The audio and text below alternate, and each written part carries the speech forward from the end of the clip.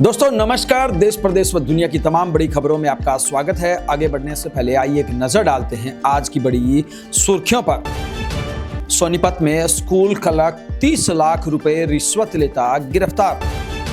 Haryana cabinet में नए collector rate मंजूर, महिलाओं को मिलेंगे 2100 रुपए। रिटायर्ड ब्रिगेडियर की पत्नी से ठगे 1 करोड़ रुपए। पाकिस्तान पर मेहरबान ट्रंप, सिर्फ 19% लगाया टैरिफ, पहले कह चुके आई लव पाकिस्तान।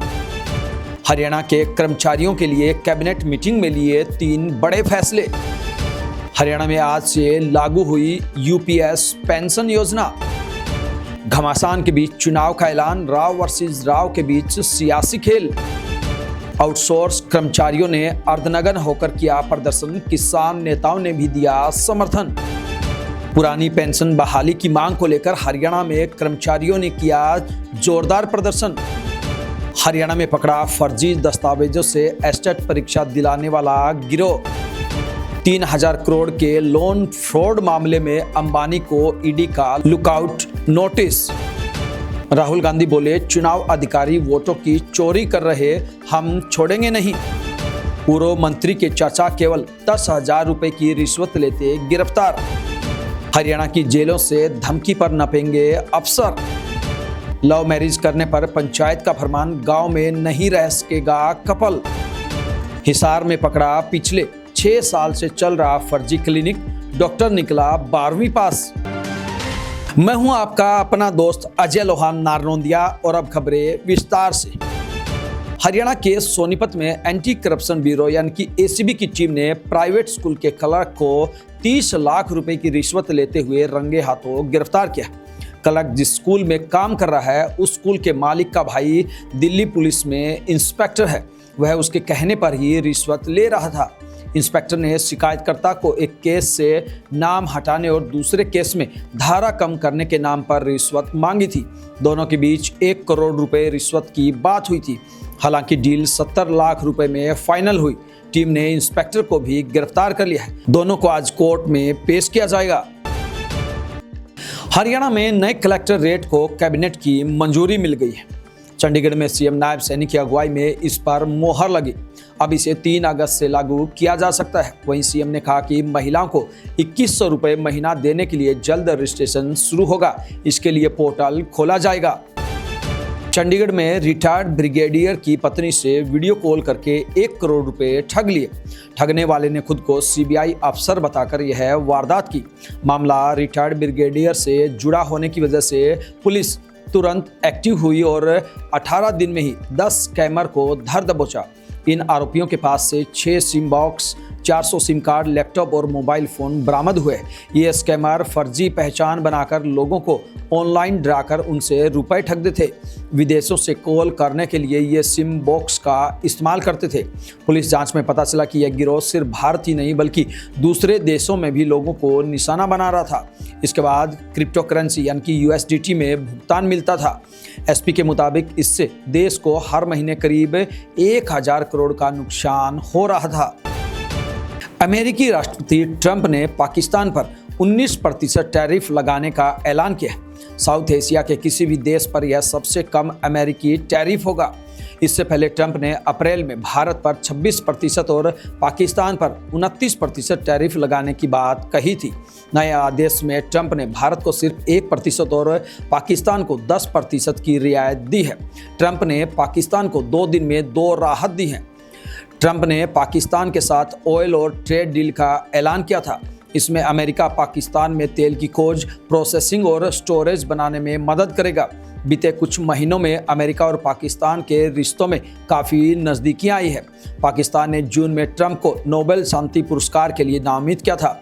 भारत और पाकिस्तान के बीच हुए सीजफायर के बाद ट्रंप ने आई लव पाकिस्तान भी कहा था। हरियाणा के मुख्यमंत्री नायब सैनी ने कैबिनेट बैठक में कर्मचारियों से जुड़े 3 अहम फैसले लिए। अब ग्रुप बी की नौकरियों के नियमों में बदलाव किया गया है और कुछ नए पदों को भी इन नियमों में शामिल किया गया है। साथ ही उप निदेशक के पद पर सीधी भर्ती के लिए अब यूजीसी यानी कि नेट की योग्यता अनिवार्य नहीं रहेगी। ये तीनों मांगे काफी समय से कर्मचारी सरकार से कर रहे थे। मुख्यमंत्री ने कहा कि सरकार पहले भी कर्मचारियों के हित में फैसले लेती रही है और आगे भी ऐसा करती रहेगी।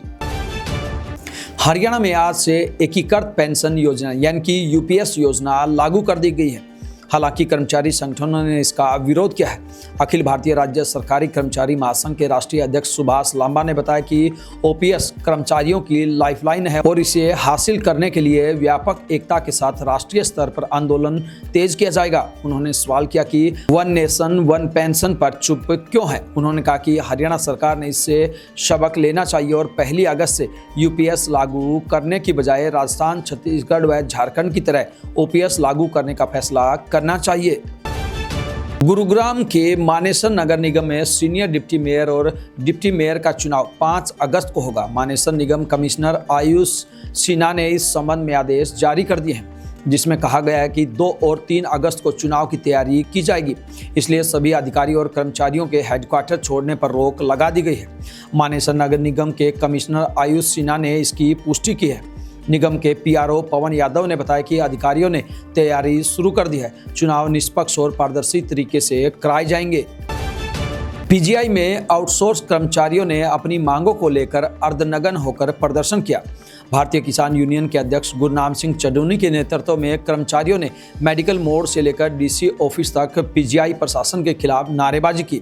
प्रदर्शनकारियों ने एडीसी नरेंद्र कुमार को ज्ञापन सौंपा। गुरनाम सिंह चडूनी ने बताया कि कर्मचारियों की फाइल पास होकर एचआरडी में पहुंच चुकी है, अब निचले स्तर पर कार्यवाही बाकी है। उन्होंने कहा कि 5 अगस्त को DC, ADC, SDM, PGI director और बीबीसी के साथ कर्मचारियों के प्रतिनिधि मंडल की बैठक होगी।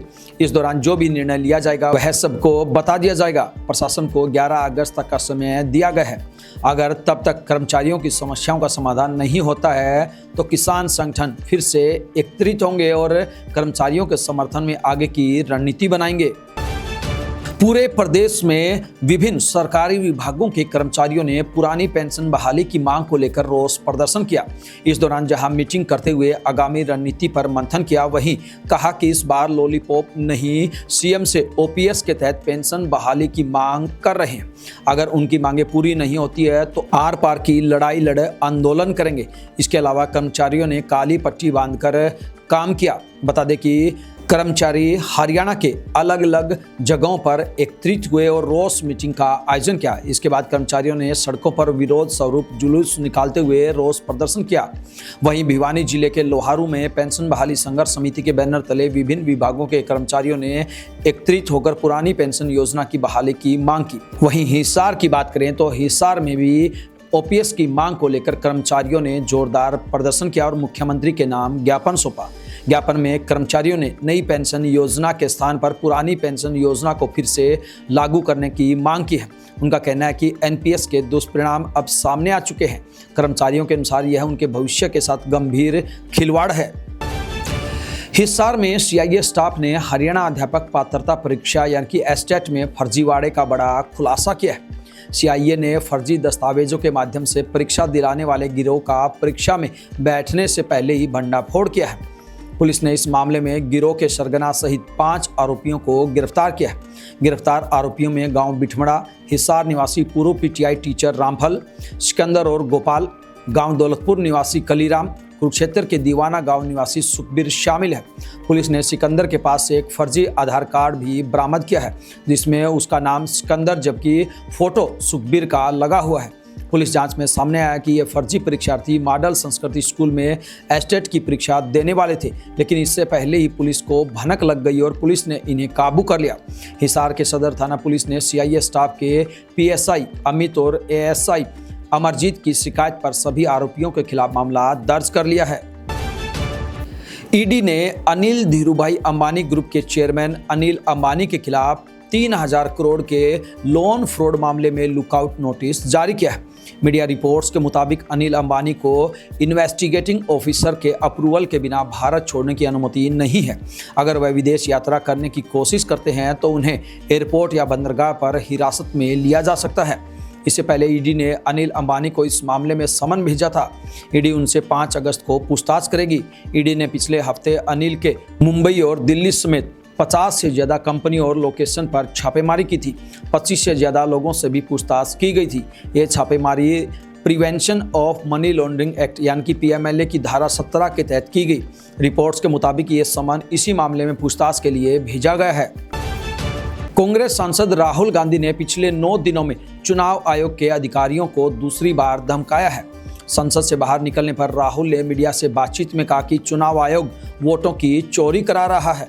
हमारे पास एटम बम है, जब फटेगा तो चुनाव आयोग बचेगा नहीं। चुनाव आयोग में जो भी वोट चुराने का काम कर रहे हैं उन्हें हम छोड़ेंगे नहीं। आप हिंदुस्तान के खिलाफ काम कर रहे हैं जो देशद्रोह है। आप कहीं भी हो, चाहे आप रिटायर ही क्यों ना हो जाएं, हम आपको ढूंढ निकालेंगे। इससे पहले 24 जुलाई को राहुल ने कहा था कि मैं चुनाव आयोग को एक मैसेज देना चाहता हूं। अगर आपको लगता है कि आप इससे बच निकलेंगे, अगर आपके अधिकारी सोचते हैं कि वे बच जाएंगे, तो ये आपकी गलतफहमी है। हम आपको बच के जाने नहीं देंगे। हिसार में राज्य सतर्कता एवं भ्रष्टाचार निरोधक ब्यूरो की टीम ने पटवारी मंगत राम को 10,000 रुपये की रिश्वत लेते हुए रंगे हाथों गिरफ्तार किया है। हम आपको बता दें कि आरोपी पूर्व मंत्री का चाचा है। आरोपी को पटवार भवन के नजदीक ऑटो मार्केट से पकड़ा गया है। बताया जा रहा है कि आरोपी हिसार के पूर्व मंत्री अनूप धानक का चाचा है। चौथा मिल के रहने वाले रमेश की शिकायत पर आरोपी मंगतराम के खिलाफ धारा 7 PC एक्ट के तहत मामला दर्ज किया गया है। शिकायतकर्ता ने अपनी शिकायत में बताया कि 2 माह पहले उसके पिता ने 7 कनाल जमीन उसके बच्चों के नाम और 7 कनाल जमीन उसके भाई के बच्चों के नाम करवाई थी। हरियाणा की जेलों से चलने वाली आपराधिक गतिविधियों पर रोक लगाने के लिए अब जेल प्रशासन की ओर से मेगा प्लान तैयार किया गया है। इसमें नामी गैंगस्टरों को एक जेल से दूसरी जेल में शिफ्ट करने के बाद अब अन्य अपराधियों पर भी पैनी नज़र रखने के आदेश दिए हैं। जेल महानिदेशक DG आलोक राय की ओर से सभी जेल अधीक्षकों को कहा गया है कि अब जेलों से गैंगस्टर कल्चर नहीं चलने दिया जाएगा। साथ ही यदि किसी भी जेल से किसी अपराधी द्वारा फोन के जरिए फिरौती की धमकी दी गई तो जेल के अफसरों के खिलाफ कार्रवाई की जाएगी। दरअसल जेल महानिदेशक का कार्यभार संभालने के बाद DG जेल आलोक राय ने हाल ही में प्रदेश के सभी जेल अधीक्षकों के साथ रिव्यू मीटिंग की थी। इसमें उनकी ओर से जेल सुधार को लेकर कई अहम दिशा निर्देश दिए गए थे। इसमें सबसे पहला मामला हार्डकोर अपराधियों की जेल शिफ्टिंग का था। उन्होंने कहा कि जेल की सुरक्षा के मद्देनजर कैदियों को दूसरी जेलों में शिफ्ट किया जा रहा है। पंजाब के मोहाली जिले में एक युवक और युवती द्वारा लव मैरिज करने पर पंचायत ने कड़ा फैसला लिया है। सर्वसम्मति से तय हुआ कि कोई भी लड़का या लड़की घर से भागकर आपस में परिवार की सहमति के बिना शादी या कोर्ट मैरिज करवाते हैं तो उन्हें गांव और आसपास के इलाके में रहने का कोई अधिकार नहीं होगा। उन्हें गांव की सारी सुविधाओं से वंचित कर दिया जाएगा।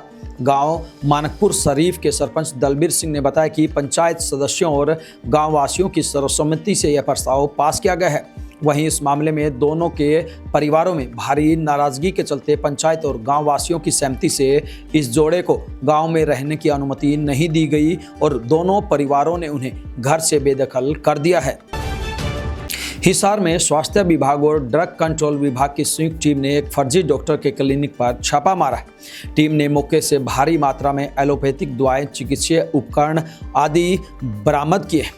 कार्रवाई नारनौंद के भकलाना गांव में की गई है। जांच में पता चला कि डॉक्टर 12वीं पास है। आरोपी परमिंदर पिछले 5 से 6 सालों से अवैध रूप से गांव में चिकित्सा सेवाएं दे रहा था। वह मौके पर मौजूद मिला और उसने अपनी गलती स्वीकार की। छापेमारी टीम में ड्रग कंट्रोलर हिसार से डॉक्टर अजय लुहाच, खांडाखेड़ी CHC के SMO डॉक्टर नरिंदर शर्मा, नारनौंद नागरिक अस्पताल की मेडिकल ऑफिसर डॉक्टर डिम्पल, महिला हेड कांस्टेबल रविंदर कौर और ASI कृष्ण कुमार शामिल थे। टीम ने ओम प्रकाश के घर पर दबिश दी, जहां बिना रजिस्ट्रेशन के क्लिनिक संचालित हो रहा था। ओम प्रकाश ने बताया कि उसका बेटा परमिंदर इस क्लिनिक को चला रहा है। कुछ देर बाद परमिंदर भी मौके पर पहुंचा और खुद को क्लिनिक संचालक बताया। आपको हमारा ये एपिसोड कैसा लगा, आप हमें कमेंट बॉक्स के माध्यम से जरूर बताएं। ये थी बिंदास हरियाणा पर बड़ी खबरें। अब दीजिए आपके अपने साथी अजय लोहान नारनौंदिया को इजाजत। नमस्कार।